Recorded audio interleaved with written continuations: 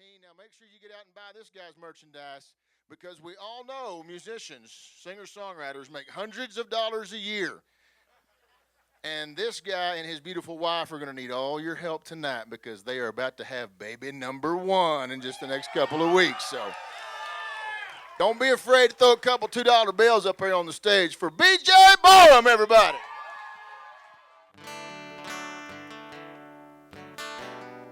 So off to the next topic that changed in my life. I had a band quit on me. I had a band. The longest relationships I've ever had in my life were in that band. Some of those guys I was with for 8 or 9 years.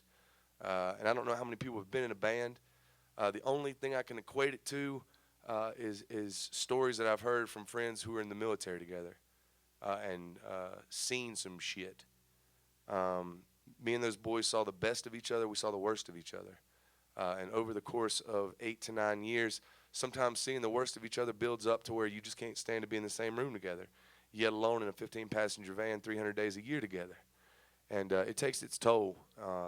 5 different personalities, 5 different human beings that have different desires, different wants, different goals in life. And at one point in time, all of our goals aligned. All of our hopes and dreams and aspirations were exactly the same. They were very linear. But like I said, time changes people. And toward the end of that relationship, it got very toxic. It got very negative. It got to where a lot of people didn't want to be there.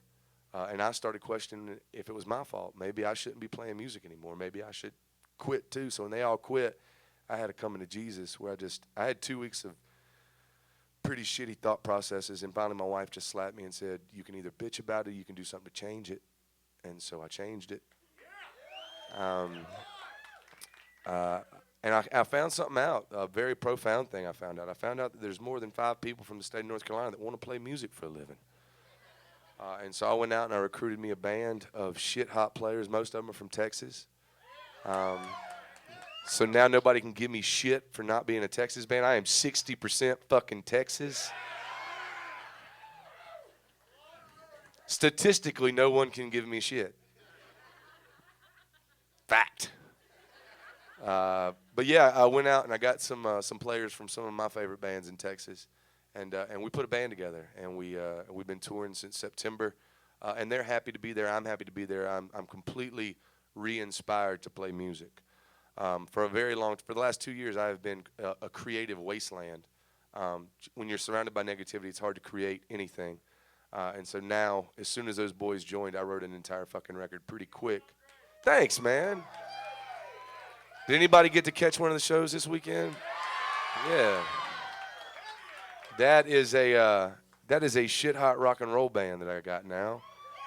And I'm very excited about them. But I wrote this song not about the shit hot rock and roll band that I get to tour with now. I wrote this song about the guys that I spent 8 years with, and I got to see them at their lowest lows and at their highest highs. And we don't talk much anymore. It's like ex-girlfriends. Sometimes you can get coffee with them 2 weeks later. Sometimes you never speak to them again. A couple of the boys I still text and talk to and make sure they're okay. But a couple of them, I don't know if I'll talk to them for a while. It was just damage. And so I wrote this song for them. And I wrote this song for anybody that's ever lost a long-term friend. I hope that one day those guys can look back. It might be a year from now, 2 years from now, 10 years from now. But I hope they can one day look back at the time we spent together on the road positively, fondly. Because me and those boys saw the entire country. We saw most of the world together playing songs. And at one point, we all believed in the songs. And so I wrote this for them. And this is a song called When We Were Younger Men.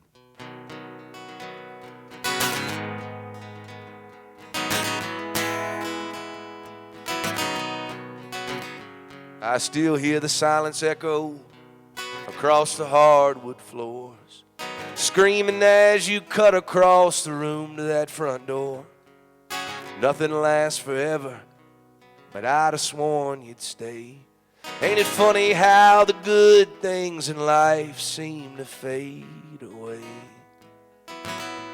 But we were carrying a heavy load till one of us got tired of lifting. We were driving down a dead-end road in a car too far gone for fixing. But I still think about that summer, and I still hear the sound.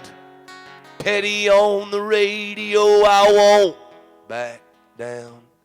I called you my brother, but you were closer than my kin. And it kills me knowing you may never pass my way again.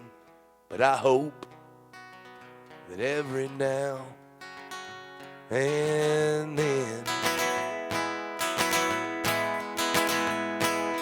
you'll look back fondly on the days when we were younger men.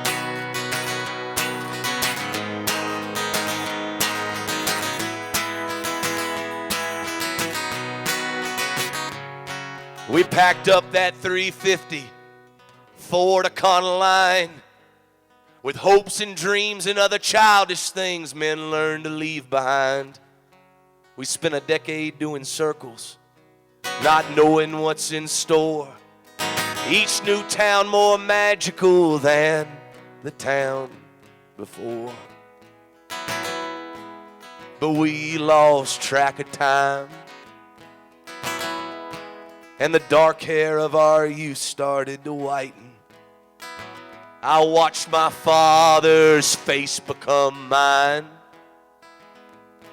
and the cruel hands of truth started to tighten. I still think about that summer, so long ago it seems. Petty on the radio, us running down a dream. I called you my brother, but you were closer than my kin. And it kills me knowing you may never pass my way again. But I hope every now and then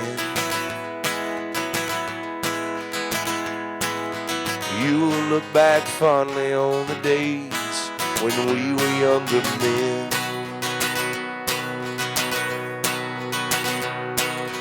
I remember back before that pendulum had swung, back before we said the things that couldn't be undone. I remember back when we were wild and we were young. And I still think about that summer and how it passed us by. Petty on the radio, us learning how to fly. I called you my brother, but you were closer than my kin. And it kills me knowing you may never pass my way again. But I hope every now and then you'll look back fondly on the days when we were younger men. Yes, you will look back fondly on the days we were younger men.